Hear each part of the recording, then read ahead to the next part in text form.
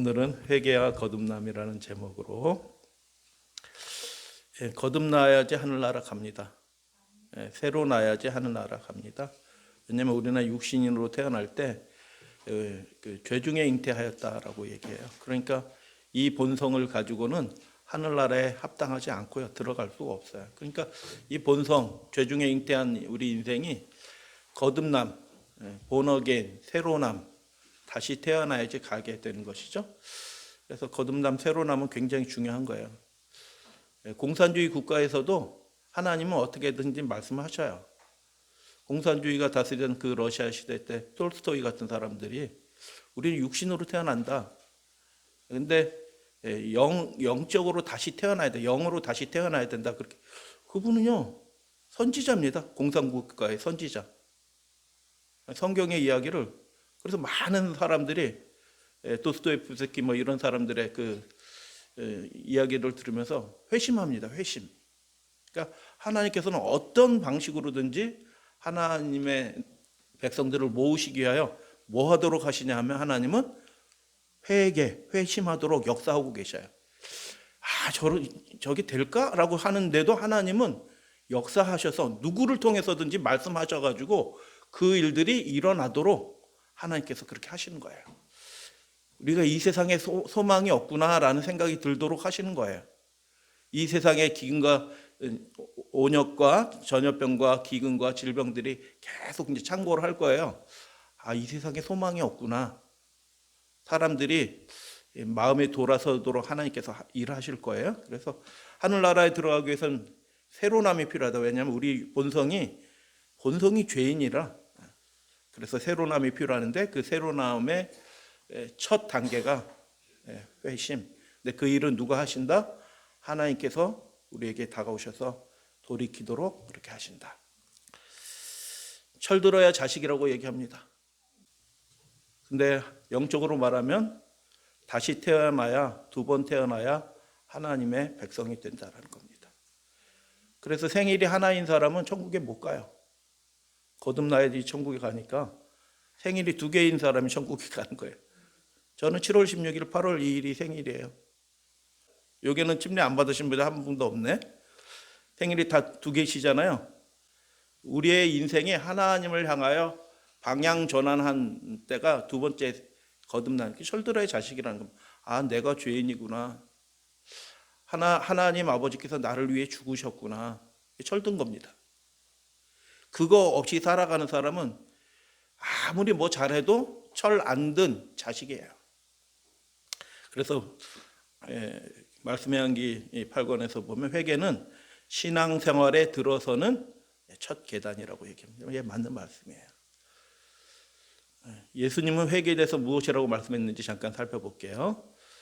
내가 의인을 부르러 온 것이 아니요 죄인을 불러 회개시키러 왔노라. 의인들은 회개할 필요가 없어요. 방향 전환의 회개예요. 깊은 의미로는 뭐 회개가 더 깊어지고 날마다 더 깊은 회개를 경험할 수는 있어요. 그런데 방향 전환의 의미에서 의인은 회개할 필요가 없어요. 그럼 불러주시면 되는 거예요. 마지막 때 예수님께서 오실 때는 그 불러주시는 거예요. 누구야 일어나라. 그게 데살로니가전서 4장 얘기예요. 천사들과 함께 들림을 받는 거잖아요. 불러주시는 거예요. 할렐루야 아멘. 야, 그게 참 얼마나 놀라운 거예요. 불러주신, 그때는 회개할 필요가 없어요. 방향 전환이 끝났고 이미 준비됐기 때문에 하나님이 의인들은 어떻게 좀 불러주시기만 하셔. 그때가 예수님 재림하실 때예요. 근데 지금 첫 번째 오실 때는 예수님께서 어떻게 해요? 이 세상의 죄의 문제가 해결이 되지 않았어. 그러니까 예수님께서 오셨어요? 부르셔요. 근데 무엇하기 위해서 부르셔요? 회개시키기 위해서. 하늘에 합당하게 되도록 하기 위해서 하나님의 자녀로 철들어서 살도록 그렇게 불러주시기 위해서 오셨다라는 것입니다. 그래서 이게 참 귀한 일이구나. 우리가 하나님 찾아 올라가는 것이 아니라 하나님이 우리 찾아내시러 오셨구나. 참 감사한 일이다. 예전에 제가 성남시에서 아버지가 차비를 안 주셔갖고 여기 면목동까지 걸어왔거든요. 통금 있을 때 비포장도로. 차비가 없는데 좀 태워주세요 이렇게 말을 못 해가지고 버스가 뭐 1시간에 한 번씩 이렇게 지나가는데 그 차를 못 타고 그냥 밥도 못 먹고 고르면서 왔어요. 통금이 지나니까 사람이 아무도 없어요. 진짜 아무도 없고, 근데 다리는 천근만근 배는 고프고 정신은 혼미하고 막 이렇게 하는데 집까지 못 가. 그 집이 어딘지 이제 구분이 안 되더라고요. 저 용마산 산 밑으로까지 왔는데 집이 어딘지 구분은 안 되고 막 정신이 혼미하고 막 이렇게 가는데, 성남에 계신 젖소 키우신 저희 아버지가 그 당시 뭐 전화도 없고 뭐 문자가 있어요. 핸드폰이 있어요. 뭐 애들이 왔는데 없는 거예요. 아무 차도 없어. 그러니까 얘네들이 다시 집에 갔나? 집에 와보셨겠죠? 집에 없어. 그럼 얘네들이 어디 간 거예요? 제 바로 밑에 동생하고 여동생하고 걸어왔는데, 그래가지고요 통금 무시하면서 그 면목동 중화 뭐저 위쳐서 용마산 터저 뭐 하여튼 할 수 있는 길은 다 찾아 돌아다니신 겁니다. 알아서 오겠지? 하나님은 그러신 분이 아니셔요. 알아서 준비하겠지? 하나님은 그러신 분이 아니고 우리 찾아내시기 위해서. 그래서 제가 쓰러질 듯 정신을 못 차리고 가는데 저 앞에서 아버지가 막 달려오시는 모습을 봤어요. 그리고 아버지가 등에 저를 딱 업은 순간에 저는 의식이 없었어요. 그래서 하나님이 우리 부르러 오셨대요. 찾아내시기 오셨대요. 준비시키기 위해서 오셨대요. 회개시키러 오셨다라고 얘기합니다. 의인은 없다는 겁니다. 의인은 없나니 하나도 없다. 근데 좋은 소식은 뭐냐? 그런데 준비시키시기 위해서 오셨다. 회개시키러 오는 겁니다. 하나님이 그 일들을 해주시기 위해서 오신다. 근데 그 일들은 쉽게 이루어진 게 아니다. 왜냐하면 하나님이신 분이 자기 신성을 비우시고, 골로새서 나오잖아요. 자기를 비우사 다 비우셨습니다. 모든 특권을 다 비우시고 비천한 자리에 오셔서 죄 있는 육신의 몸을 입으시고 우리를 위해서 대신하여 희생을 하신 것입니다.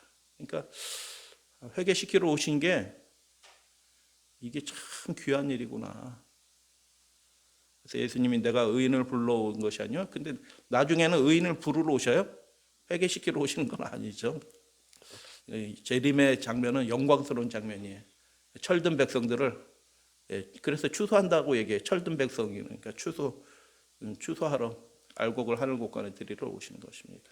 그래서 회개는 방향을 돌리는 거고요. 제 예전에 그 막연하게 성경을 잘 모를 때는 회개가 뭐라고 생각했냐면 잘못한 거 뉘우치는 거 이렇게 생각했어요. 죄에 집중했어요. 죄에 집중. 그 죄들 하나하나의 문제에 집중을 했었거든요. 우리 양심이 있어서 다 그렇게 하실 거예요. 죄들에 집중했는데 이게 신앙생활을 하다 보니까 이게 신앙생활은 관계에서 모든 것을 봐야 되구나. 어제도 그 황금률에 대해서 배웠잖아요. 7장 12절. 내가 대접받고자 하는 대로 남을 대접받. 다 그 모든 말씀이 다 관계에서 이해를 해야 돼. 의도 관계에서 이해해야 되고요. 죄도 관계에서 이해해야 되고요. 회개도 관계에서 이해를 해야 돼요. 회개는 그래서요, 하나님께로 돌이키는 겁니다. 죄를 뉘우치는 게 회개가 아니고요. 죄를 슬퍼하는 게 회개가 아니고 그 인생을 하나님께로 완전히 돌이키는 것. 그래서 거듭남이라는 거죠. 내가 하나님의 자녀구나. 원래 하나님은 그러신 분인데 내가 이렇게 살면 되겠나 하는 깊은 영적 깨달음, 회심, 그게 이제 회개인 것입니다. 죄들을 후회하는 게 아니고 잘못을, 그게 뭐 작은 회개일 수는 있어요. 그런데 그런 회개를 얘기하는 게 아니고 예수님이 말씀하신 회개는 하나님께로 그 인생이 완전히 방향 전환하는 것. 그래서 신앙생활의 첫 단계 자라난다는 겁니다. 그리고 두 번째는 그 하나님 안에서 그 사랑을 누리는 관계가 돼요. 죄가 가로막고 있는 상태에서는 하나님의 사랑을 누릴 수가 없어요. 은혜가 단절이 되어 있어요. 그 관계가 회복되면서 신앙생활의 그 누림, 하나님의 사랑과 축복들을 누리는 그 관계에 들어가게 된다. 그래서 결국 천국을 받아 누리게 된다. 그래서 굉장히 회개가 중요하기 때문에 예수님과 관련돼서 그 하나님의 나라가 이 땅에 시작이 될 때 기별자들, 핵심적인 기별자들은 다 무엇을 전해요? 회개를 전파하였다. 침례 요한이 광야에서 죄사함을 받게 하는 회개의 세례를 전파합니다. 예수님이 회개하라 천국이 가까웠느니라 라고 선포하셨습니다. 제자들이 나가서 전파하는데 전도하는데 뭐라고 전도합니까? 회개하라 라고 전도합니다. 그러니까 이게 핵심이라. 근데 이 말씀을 듣는 사람들은 어떤 사람들이에요? 신앙생활을 너무 잘하시던 분들이에요. 이 말씀을 듣던 분들은 하나님을 아주 잘 믿던 분들이에요. 지금 교인들하고 비교하면 그때 사람들이 오히려 천국이 더 가까워요. 유대인들이. 그 사람들은요 1년에 3번 모든 생애를 멈추고 한 달 최소한 2주 이상 걸리는 그 예배에 참석합니다. 1년에 3번. 유월절, 오순절, 초막절. 최소한 멀리서 오면 한 달 이상 걸리고요. 자기 생애 모든 것을 멈추고 하나님 전에 그렇게 모이는 사람들이 그들에게 이 기별을 전하는 겁니다. 그러니까 요즘 교인들하고는 수준이 다른 거예요. 그 사람들은 이미. 그들은 예수 그리스도를 메시아를 기다리고 있었어요. 성경 말씀은 그렇게 암송하고 외우는 사람들의 쉐마 날마다 그렇게 기도하는 사람들의 근데 그 사람들을 향하여 침례요한이 뭐라고 외치냐 하면 회개하라고 얘기한 것입니다. 여러분 우리가 예수님의 나라 하나님 예수 그리스도께서 다시 오실 텐데 우리가 지금 뭐 해야 될 때인가요? 그 회개해야 될 때인 것입니다. 우리가 정말 하나님의 나라의 사람으로 준비된 채로 살아가고 있느냐? 예수님이 말씀하시면 예! 하고 들을 준비하면서 마음의 허리띠를 종이고 종들이 허리에 띠를 띠잖아요. 주인들은 띠를 안 떼요. 왜냐하면 허리에 띈다는 건 일할 준비가 되어 있다는 뜻이에요. 너희가 마음의 허리띠를 동이고 그래서 이거 우리가 회개해야 되는 것입니다. 그래서 가장 중요한 구약 시대 신약 시대 상관없이 이 마지막 시대도 모든 사람에게 필요한 게 회개, 하나님께로 온전히 방향 전환. 그래서 이사야를 통하여 이렇게 말씀하셨어요. 모든 시대에 모든 사람을 통하여 각 사람을 통하여 하나님은 이렇게 되도록 준비하신 거예요. 크게 외치라 아끼지 말라 내 목소리를 나팔같이 날려 내 백성에게 그 허물을 야곱의 집에 집은 집이 아니죠. 야곱에 속한 모든 사람들. 성경에서 집은 사람을 의미해요. 다윗의 집, 다윗에게 속한 모든 사람들. 우리는 예수 그리스도의 집이에요. 예수 그리스도에 속한 사람이니까 그 허물을 구하라. 근데 우리 허물 죄 이렇게 했을 때 이게 죄구나 하고 두루뭉술하게 넘어가는데 성경을 기록할 때 하나님께서 말씀을 하실 때는요 이게 다니엘서의 이 말씀도 이 말씀 그 패턴이 그대로 되는데 의미들이 다 특정이 되어 있어요. 근데 우리는 그 의미들을 정확하게 모르니까 그냥 죄 해결하라구나 이렇게 얘기했는데 허물은요 하나님께 대한 반역입니다. 그 불순종하는 거 너희 고쳐야 된다 이렇게 얘기하는 겁니다. 죄는 포인트가 사람 사이의 관계 속에서 죄예요. 우리가 하나님의 말씀에 불순종하는 거 있더라면 그건 반역입니다. 자녀인데 그 부모한테 아버지한테 반역하고 있는 거, 그 반역하고 있는 거 회개해라. 사람에게 잘못한 거 빨리 해결하라. 그래서 하나님은 죄를 깨닫게 하십니다. 왜? 그 죄가 신령한 모든 축복들을 하나님께로부터 내려온 신령한 모든 축복들을 그 죄가 가로막는 것입니다. 그래서 하나님은 우리에게 축복을 주시기 위해서 우리의 인생을 영화롭게 하기 위해서 만왕의 왕이신 하나님의 자녀로서 그 축복된 삶을 누리도록 하기 위해서 그 문제를 하나님은 해결하게 되기를 원하시는 거예요. 회개하는 겁니다. 그래서 회개는 좋은 거예요, 나쁜 거예요 이렇게 생각을 해보니까 관계 속에서 그 하나님과의 관계 속에서 이 회개를 생각해 보니 회개는 굉장히 좋은 거구나. 근데 그걸 사람들이 하려고 하지 않구나. 그리고 그게 뭔지도 잘 모르고 있구나. 내 모습이 어떤 게 있을까 하고 사진 하나 이렇게 찾아보다가 조그만 그 거북이가 앞에 간 큰 거북이 팔인지 다리인지를 콱 물고 있어요. 표정 보세요. 이를 탁 악다물고 콱 물고 있잖아요. 이게 사람의 본성이에요. 우리 속에 악한 본성이 있어서 겉을 치장한다고 해서 그 문제가 해결이 되지 않아요. 본성이 새로워져야 된다는 거죠. 근데 그 죄의 문제를 그러면 어떻게 해결할 수 있을까?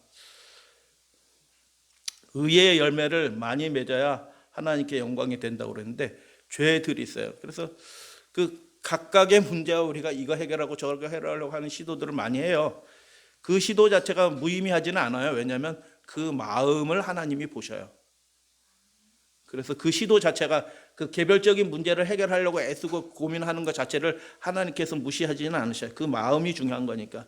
근데 우리가 무엇을 보게 되기를 원하시냐 하면 겉으로 드러나는 행위의 문제를 보는 게 아니고 그 문제가 무엇 때문에 생겨나고 있어요? 우리 속 사람의 죄성에서 생겨나는 거예요. 그래서 하나님은 무엇을 바꿔주시기 원하냐면 우리의 그 죄의 근원, 마음의 샘을 새롭게 해주시기를 원하시는 거예요. 그 일을 하도록 하시는 사건이 뭐냐면 회개예요. 마음의 샘이 새로워져서 새로운 샘물이 솟아나도록 하나님께서 그렇게 하시는 거예요. 그래서 죄가 나랑 딱 달라붙어 있네. 우리 무의식 가운데 붙어 있어요. 그 거북이가 왜 아마 어미 물고기, 어미 그 거북이 같은데 확 물어요. 왜 그러냐면 내 무의식 가운데도 의식으로 통제되지 않는다는 거 다 그 이제 우리 학문적으로 다 드러났어요. 우리 무의식에 있는 게 의식으로 통제가 되지 않는 세계가 있어요. 그게 90% 이상이야. 근데 그 세계까지 하나님의 영광의 빛이 이렇게 깊은 심연 가운데 들어가야 되는데 이게 해결이 안 되는 거예요. 의식으로 해결이 안 되는데 뭘로 결심으로 안 되는 거예요. 그 죄된 본성이 깊이 뿌리를 잡고 있어요. 그래서 해결이 안 되는데 구원은 그 마음의 중심에 누가 들어와 계시기 시작하면 구원이 시작이 되냐면 예수 그리스도께서 좌정하시고 통치하시기 시작하시면 말씀하시기 시작하시면 의의 열매가 생기니까 죄들의 열매를 막 제거하려고 애쓰는 그 수고와 죄들과의 싸움이 아니라 의의 선한 싸움을 싸우셔야 되는데 우리 속에 예수 그리스도께서 주인 되시도록 왕이 되시도록 우리가 초청하는 겁니다.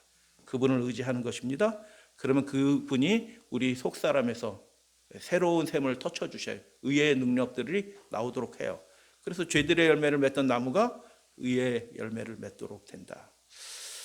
그래서 이것을 바울은 뭐라고 어떤 것으로 비유적으로 설명하냐면 이게 못된 나무가 예수님도 말씀하셨지만 7장에서 마태복음 못된 나무가 좋은 열매를 맺을 수 없어요. 그게 안 되는 거예요. 죄인인데 죄의 열매를 맺는 게 자연스러운 거예요. 그렇기 때문에 문제는 뭐냐면 좋은 나무가 돼야 되는데 어떻게 우리가 좋은 나무가 되냐. 바울은 그것을 접붙임이라고 얘기합니다. 로마서 14장에 있는 말씀 같이 한번 짧은 말씀인데 요약해서 적어놨습니다. 읽어보도록 하겠습니다. 시작. 뿌리가 거룩하니 가지도 거룩. 예, 그렇게 되는 겁니다. 우리 인생이 생명의 뿌리, 거룩하신 뿌리이신 예수 그리스도께 접붙임을 받게 될 때 우리 가지도 그 성격이 바뀌는 거예요. 땡감 맺던 가지가 접붙임을 하니까 그 다음부터는 그렇죠, 장로님. 단감을 맺는 것처럼 자기 본성으로는 맨날 맺어봤자 열심히 해봤자 땡감 맺는 건데 예수 그리스도께 접붙이는 순간부터 새로운 생기가 들어와서 장로님 말씀대로 단감을 맺어야 돼요. 이게 죄의 문제를 해결하시는 하나님의 방법이에요. 자기 힘으로 되는 게 아니고 접붙임을 받아요. 거룩한 능력의 근원이신 분과 접붙임을 받게 될 때 그 일이. 근데 그 사건을 뭐라고 얘기하냐면 성경은 그게 회개라는 것입니다. 아, 내가 안 되는구나. 내 인생도 스스로 안 되는구나. 통제가. 내 가정의 행복도 내 스스로 지을 수 없구나. 이게 안 되는 거구나. 내가 수고하고 애쓴 모든 것들이 한순간에 다 허망하게 날아가는 거구나. 하나님이 안 지켜주시면 아무 의미 있는 게 없구나. 이런 것들 깨닫고 하나님께 완전히 우리의 삶이 탁 드려지는 순간 이제 접붙임을 받는 회개의 사건이에요. 하나님께로 돌아가는 거. 그 다음부터 새로운 생명의 능력이 공급이 돼서 새로운 일들이 벌어진다. 할렐루야, 아멘. 그러니까 뿌리가 거룩해야 되는 거예요. 근데 우리의 뿌리는 죄의 뿌리라 안 된다. 근데 생명의 뿌리신 예수 그리스도께 우리가 접붙임을 받으면 그렇게 된다. 그래서 접붙임은 쉬운 일은 아니에요. 이게 고통이 필요해. 고통. 누가 고통받는 거예요? 우리 죄인이라서 쉽게 죄를 포기하지 않거든요. 자기를 결코 쉽게 내려놓지 않아요. 그래서 엎드려지는 경험들이 있는 거예요. 믿음이 좋으신 분들은, 순전한 마음을 가지신 분은 시행착오가 덜 겪고 예수님께 접붙임을 대가 축복이에요. 근데 많은 사람들은 그렇게 못해요. 그래서 고난이 오는 겁니다. 우리 책에 있는 말씀이에요. 양약은 고구이 하나 이어병하고 중언은 여기 하나 이어행하느니라. 좋은 말이에요. 좋은 약은 입에 써요. 이제 회개하고 접붙임을 받는 과정이 순전하게 되지 않을 수도 있다. 그러나 그게 우리에게 정말 축복이 된다. 근데 접붙임은 고통받는데 우리만 고통받은 게 아니고요. 접붙여 주시기 위해서 생명의 뿔이 되어 주시기 위하여 예수께서 이 땅에 오셔서 끊어진 겁니다. 다니엘서 9장 2자 빠졌네. 9장 26절에 예수께서 끊어지는 그 고통 가운데서 우리에게 생명의 뿌리가 되어 주신 것입니다. 그분의 인생의 모든 것이 다 잘라지고 뿌리만 남으신 그곳에 우리가 접붙임을 받은 것입니다. 그래서 이 접붙임도요, 살펴보니까 은혜라, 은혜. 사도행전 2장 36절 말씀 다 같이 봉독합니다. 시작. 너희가 십자가에 못 박은 이 예수를 하나님이 주와 그리스도가, 아이고, 그 앞에 부분과 뒤에 말씀이 어떻게 이렇게 다를 수가 있지? 너희가 십자가에 못 박았다. 너희는 망할 거다 이놈들아. 이렇게 되는 것 같은데, 야, 이게 성령 충만한 사람들은 말씀하는 것도 달라. 하나님을 높여요. 너희의 삶에 주가 되시도록 하셨다. 설교를 하는 겁니다. 베드로가. 그래서 이게 이사야에 있는 말씀하고도 연결이 돼요. 근데 이사야 말씀 그 53장에 있는 말씀 잘 읽어보세요. 거기에 핵심적인 구절이 있는데 우리도 그렇게 했다. 우리도 그를 멸시하였다. 그게 핵심이 중앙 부분에 있는 말씀이에요. 구절을 잘 이렇게 읽어보시면 딱 악인들이 그렇게 한 게 아니고요. 하나님을 믿노라라고 하는 사람들이 그분을 십자가에 못 박은 것입니다. 하나님을 믿노라라고 사랑한다라고 얘기하는 사람들이 하나님을 대적하고 죄 가운데 있는 겁니다. 그래서 우리는 그 영적으로 이 사실들을 깨닫게 됩니다. 우리가 하나님의 아들을 십자가에 못 박았습니다. 아브라함과 이삭이 그 사실을 알았어요. 아, 우리가 하나님의 아들을 못 박을 터인데 하나님은 그럼에도 불구하고 우리를 포기하지 아니하시고 붙들어 주시는 거구나. 그게 이상 예언을 통해서 아브라함과 이삭이 그걸 알았습니다. 그러니까 아브라함과 이삭이 죄에서 이기는 그 믿음을 갖게 된 거예요. 훌륭한 부자네. 참 이런 아버지 아들이 있는 가정은 행복한 가정. 주님이 계신 가정, 행복한 가정, 행복한 가정. 주님이 계신 가정, 행복한 가정, 행복한 가정. 아멘. 왜냐하면 그분이 왕이시니까 죄를 몰아내시고 우리의 가정에 행복을 이루어 주시는 거예요. 그러니까 우리가 그 죄의 문제를 생각할 때 관계 속에서 이해를 하는 거예요. 아, 하나님이 나를 위해서 이렇게 하셨구나. 회개를 생각할 때 관계 속에서 하셨어요. 이해를 합니다. 하나님이 나를 준비시키기 위해서 이렇게 내려오셨고 이런 희생을 당하셨구나. 그래서 그 설교를 듣던 믿음이 있던 사람들이 너희들이 십자가에 못 박았다. 너희들이 방임했지. 너희들이 건네주었지. 회심하는 사람들이 형제들아 우리가 어찌할꼬. 베드로와 요한 벌써 회개가 시작된 겁니다. 말하는 게 싹 달라졌죠. 어떻게 해야 됩니까? 이렇게 물어보는 순간 이미 그 사람은 회개가 준비된 사람이에요. 우리 주변에서도 이런 사람들이 준비되고 있다고 여러분 믿으세요? 아, 이 세상, 이런 험한 세상, 그러면 우리가 어떻게 살아야 됩니까? 어떻게 준비해야 됩니까? 라고 묻는 사람들이 올 거예요. 많이 일어날 거라고 얘기하셨어요.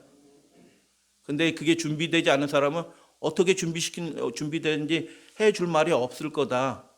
이 회개 깊은 경험이 없는 사람들은 하나님 이렇게 믿으세요. 이렇게 하면 구원이 있어요. 라고 해줄 말이 없을 거다. 근데 그 사람들이 와서 물어보는데 대답이 시원치 않자 그들은 실망한 채 떠날 것이다. 이렇게 예언이 돼 있어요.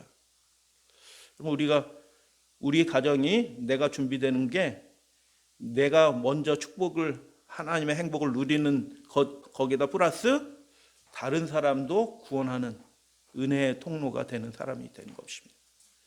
그때 베드로가 뭐라고 대답합니까? 그러므로 너희가 회개하여 돌이켜 죄 없이 함을 받으라. 이같이 하면 회개하여 돌이키면 유쾌하게 되는 날이 하나님 앞으로 이르게 될 것이다. 그래서 회개는 정말 행복한 결과, 좋은 결과를 가져온다. 하나님께서 우리 인생에, 우리 가정에 가져주신다. 회개는 완전한 방향 전환이다 말씀드렸고요. 지금까지는 완전한 다른 생활로 나아가게 되는 것이다. 그래서 중생 할 때 중생, 저 중자가 무슨 중자예요? 무슨 뜻이면 다시 중자예요. 다시 중자. 다시 태어난다는 겁니다. 그래서 중생, 이렇게 born again, 영어로는 born again. 또 쉬운 말로 얘기하면 새로 태어난다는 거예요. 육으로 태어났다가 톨스토이 말대로 하면 육으로 태어났다가 영으로 태어나는 거예요. 철들었다는 얘기예요. 완전한 방향 전환. 그래서 잘못된 행위를 뉘우치는 게 아니고요. 하나님과의 그 관계 속에서 나를 그렇게 사랑하신 하나님께 우리 인생이 온전하게 드려지는 그 사건, 번뜩이는 그 사건이 회개다라는 것입니다. 그래서 침례랑 비유가 된다. 왜 침례랑 비유가 돼요? 침례는 죽는 거니까. 이전의 자아가 죽고 영으로 새로운 자아가 태어나서 하나님께로 나아가는 거예요. 그래서 예수님은 이 거듭난 사람을 비유적으로 뭐라고 말씀하셨냐면 진실로 진실로 너희에게 이르노니 너희가 돌이켜 회개하는 거죠. 어린아이 같이 되면 다시 태어나지 아니하면 결단코 천국에 들어가지 못할 거다. 어린아이들의 특징이 뭘까요? 단순함이에요. 이거 할렐루야 아멘. 부모를 끝까지 의지해요. 어떻게 새롭게 태어나는가? 왼쪽은 표범이고 오른쪽은 굿수인이에요. 굿수인. 쉬운 성경으로 예레미야 13장 23절. 에디오피아 사람이 피부 색깔을 바꿀 수 있겠느냐? 이게 무슨 뜻이에요? 이게 된다는 의문이 된다고 물어본 거예요? 안 된다고 물어보는 거예요? 안 된다고 물어보는 거예요. 이게 결론을 내리고 물어보는, 이제 이게 우리 말에는 없는 그런 표현들이기 때문에 안 된다고 물어보는 겁니다. 두 번째, 표범이 그 얼룩을 바꿀 수 있겠느냐? 그러니까 안 된다는 거예요. 근데 예레미야가 하고 싶은 얘기는 뭘까요? 그 다음 거예요. 만약 할 수 있다면 이게 안 된다는 얘기죠. 언제나 악한 일만 하는 너희도 착한 일을 할 수 있게 될 것이다. 착한 열매를 선한 열매를 맺을 수 있을 것이다. 그 본성이 새로워질 수 있겠느냐? 안 된다는 겁니다. 근데 이 일이 어떻게 되냐 하면 하나님의 신에 의해서 이루어진다. 성령에 의해서 이루어진다라고 예레미야는 얘기해요. 계과 천선, 우리 책에 나와요. 과거를 지난날의 잘못을 고치어 착하게 됨. 좋은 말입니다. 계과천선. 계과천선. 편해 보이죠? 거듭난 사람들은 이렇게 사는 게 편할 수가 없어요. 거듭나지 않은 사람은 이게 편해. 근데 이제 그 본성이 새로워지면요, 이게 안 편해. 불편하고 힘들고 괴로워. 벌떡 일어나고 또 거기서 떠나는 거예요. 그래서 계과천선해야 되는데, 베드로가 이렇게 얘기합니다. 걔가 그 속담에 이르렀는데 이런 속담이 있는 것처럼 이런 일이 벌어진다. 걔가 그 토했던 것을 돌아가 토한 것을 자기가 다시 먹어. 그런데 걔가 그 토했던 것으로 돌아가고 돼지가 씻었다가 아무리 깨끗하게 해줘도 여기가 편해요. 본성이 안 바뀌어서 그런 겁니다. 근데 계과천선 될 수 있을까요? 사람은 된다는 겁니다. 사람은. 짐승은 안 돼도 사람은 영으로 다시 태어날 수 있는 존재예요. 그래서 하나님의 형상이에요, 우리는. 락펠러잖아요. 락펠러. 33살에 백만장자가 되고요. 43세에 미국에서 제일 큰 부자가 돼요. 55세에 그 루즈벨트 대통령하고 법정 싸움을, 그 나라 정책과 맞서가지고 법정 싸움을 합니다. 이야, 이거 뭐 보통 사람이 아닙니다. 근데 그 싸움을 계속 하다가 이제 패소합니다. 그리고 병을 얻습니다. 희귀한 질병이 불치병을 얻어요. 머리털이 빠지고 체중이 쫙 줄어드는 희귀병, 무슨 질병이라고 들었는데 근데 하여튼 그 질병 건데 의사가 딱 진단을 내립니다. 1년 사실 수 있습니다. 하니까 무슨 생각이 들어요? 내가 미국에서 제일 부자면 전 세계에서 제일 부자예요. 세계에서 제일 큰 부자라는 게 아무런 의미가 없어. 내 삶에. 정신이 번쩍 든 겁니다. 1년밖에 안 남았다 라는 생각에 정신이 번쩍 든 겁니다. 그리고 그 믿음을 다시 발견하고 회심하게 됩니다. 교회를 4,000개 이상 세웁니다. 이분이. 지금 노벨상 50명 이상 나온 시카고 대학 세우고 뭐 수십 개 대학을 또 세우고, 그래서 미국 사회에 굉장한 기여를 합니다. 사실 결정적인 기여. 근데 그 기여가 언제 생겨났어요? 아, 나 죽는구나 하고 그 인생이 돌이켜진 겁니다. 그래서 사람은 회개가 가능한 존재, 하나님께로 돌이켜 줄 수 있어요. 베드로가 너희가 회개하여 각각 예수의 이름으로 침례를 받고 죄사함을 얻으라. 그리하면 성령을, 새로운 게 주어진다는 거예요. 새로운 능력이 하나님으로부터 주어진다. 그게 성령의 선물이다. 성령을 받기 전까지는 이게 뭔지는 몰라요. 성령이 자기가 받지 않았는데 그게 뭔지 어떻게 알겠어요? 먹어보지도 않았는데. 전 바나나가 어렸을 때 초등학교 때 바나나는 도대체 어떤 맛이냐, 만화 영화 자꾸 나오고 껍질 밟으면 픽 미끄러지고 그러는데 저 과일은 도대체 무슨 맛일꼬. 그 성령의 그 신령한 놀라운 유쾌한 그 능력들을 우리가 경험하는데, 그 단계가, 첫 단계가 뭐냐면, 아, 내가 죽는 거구나. 내가 아무것도 아니구나. 내가 가진 게 이게 뭐 대단하지 않구나.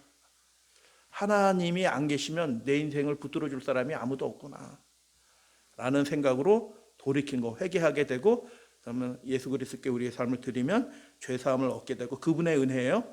그 다음에 우리를 하늘에 합당하도록 준비시키기 위하여 무엇이 주어진다고요? 성령, 하나님이 우리의 삶에 들어오셔서 왕노릇 하시는 것입니다. 무엇하기 위해서요? 하늘에 합당한 사람이 되도록 하기 위해서 성령이 주어지는 거예요. 너 능력 있는 사람처럼 한 뽐나게 살아봐, 이게 아니고요. 하늘에 합당한 사람이 되도록. 그래서 성령은 옵션이 아니에요. 반드시 이 성령의 역사하심을 경험하셔야 되는 것입니다. 성령의 역사는 무엇인가? 예수님이 요한복음 3장 15절 진실로 진실로 내게 이르노니 사람이 물과 성령으로 나지 않으면 하나님의 나라에 들어올 수가 없느냐. 침례 받아야 돼요. 예수 그리스도의 은혜를 의지해야 돼요. 두 번째 뭐냐면 성령께서 역사하시는, 성령께서 우리의 본성을 새롭게 하시는, 그게 다시 태어나는 거잖아요. 나지 않으면 다시 태어나는 거거든요. 우리 본성을 개조하시는 겁니다. 그분이, 성령께서. 그럴 때 하나님의 나라에 합당한 사람이 되는 거예요. 우리의 본성을 누가 개조하신다고요? 표범이 그 반점을, 구스인이 그 피부색을 바꿀 수 있겠느냐? 안 돼. 그럼 너 할 수 있겠는데 너희 악한 본성을 너희도 고칠 수 있을 거다라고 얘기해요. 무슨 뜻이에요? 안 돼. 근데 누가 그 일을 해요? 우리의 본성을 새롭게 태어나도록 성령께서 주어주신다는 게. 하나님을 전적으로 의지해야 돼요. 예수 그리스도를 의지해야 되고요. 성령을 전적으로 의지하는 일이 있어야지 우리가 본성의 새로함을, 능력을 경험하게 되는 거예요. 그래서 하나님의 나라에 합당한 사람이 되는 것입니다. 바울이 디도서 3장, 외우기도 좋네. 요한복음 3장 5절, 디도서 3장 5절. 우리를 구원하시되, 할렐루야, 아멘. 우리의 행한 바 의로운 행위로 말미암지 않고, 아멘. 오직 그의 긍휼하심을, 그분의 사랑에 근거하여 중생의 씻음과, 아까 물과 성령으로 그렇게 얘기했잖아요. 중생의 씻음을 한 글자로 뭐예요? 물이에요. 성령의 새롭게 하심, 거기서 성령으로 되어 있는데 성령께서 뭐 하신대요? 우리의 생각을 새롭게 하신다는 겁니다.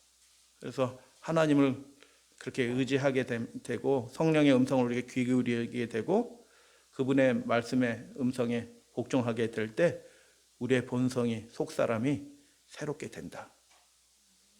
근데 그렇게 된 결과가 뭐예요? 구원에 이르는 거예요. 우리가 하는 게 하나도 없네. 예수께서 희생을 하셨고 성령께서 역사하심으로 그렇게 되는 거예요. 하나님을 전적으로 의지하지 않으면 구원의 사람이 될 수가 없다는 것입니다. 성경책 하나 더 볼게요. 에베소 5장 26절. 이는 곧 물로 씻어 말씀으로 깨끗하게 하사 거룩하게 하시고, 물로 씻어 뭐예요? 예수님이 요한복음 3장 5절, 디도서 3장 5절 중생의 씻음. 이거예요. 물로 씻어. 말씀으로 깨끗하게 하사. 이게 뭐예요? 성령께서 하시는 거예요. 성령의 우리 속에 속 사람의 성령이 역사하면 이게 말씀이 들리기 시작해. 말씀이 이해되기 시작해. 말씀을 더 가까이 하게 돼. 그래서 그 인생이 어떻게 돼요? 깨끗해지는 겁니다. 성전에 들어가기 전에 뭐 해야 돼? 이제 성전에 들어간다고요? 코로나 사태, 요거 사태 이렇게 보면서 성전 그 예식, 그 성전의 그 제도들을 다시 한번 생각해. 야, 성전은 철두철미하다. 부정한 사람은 못 들어와. 미리 깨끗하게 준비해야 되고요. 지금도 거기에 예루살렘 성전은 다 씻고 들어갑니다. 다 손발 다 씻고 들어가요. 지금도. 근데 그 예전에도 그렇게 씻고 들어가는데, 씻고 그냥 들어가는데 또 제사장이 나와서 그 앞에서 우술처로 그 생수를 떠다가 생수를 계속 뿌려요. 쉽게 얘기하면 소독하는 거예요. 깨끗하게 정결하게 된 다음에 들어가요. 하나님의 나라에 어떤 사람이 들어가요? 정결하게 된 사람이. 근데 어떻게 정결해? 겉은 씻으면 되는데 물로 씻어. 죄는 다 털어냈어요. 근데 이 본성이 죄성이라 다시 또 죄의 열매들이 맺혀지네. 문제가 해결이 안 돼. 근데 그 본성을 새롭게 하는 일들을 성령께서 하시는데, 그 성령께서 어떻게 역사하시냐? 말씀이 우리 신비에 새겨지도록 역사하시는 거예요. 그래서 말씀으로 깨끗하게 하시는 거예요. 말씀이 살아 움직여서 이렇게 시키지 않아도 우리의 삶이 깨끗해져요. 그래서 그 상태가 뭐예요? 하나님의 나라에, 요한복음 3장 하나님의 나라에 합당하게 되는 거고요. 디도서 3장 5절 그게 구원이고요. 세 번째, 그게 이제 거룩한 상태에 도달하는 거예요. 회개로 시작하여 어떻게 끝나요? 하나님의 나라의 합당으로 시작하게 되고요. 구원에 이르게 되고요. 우리의 삶이 거룩하게 되는 것입니다. 성령께서 하신다. 여러분, 그래서 우리가 하나님의 나라에 들어갈 준비를 하면서 살아가잖아요. 우리가 하나님을, 예수 그리스도를 전적으로 의지하시고 성령의 음성을 그렇게 들으심으로 하나님의 나라의 백성 되시고 이 땅에서도 구원을 누리시고 거룩한 성도라는 그 표준 믿음의 증거를 가지신 우리의 믿음의 가족들 모두 되어주시기를.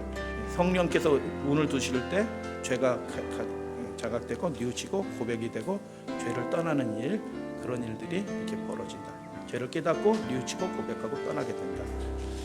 승리의 생애가 보장이 되어 있다. 예수 그리스도께서 뱀의 머리를 깨트려요. 우리는 못 깨트려요. 근데 우리의 삶 속에서 자꾸 들어오잖아요. 뱀이 눈으로도 들어오고요, 귀로도 들어오고요, 입으로도 뱀이 들어와.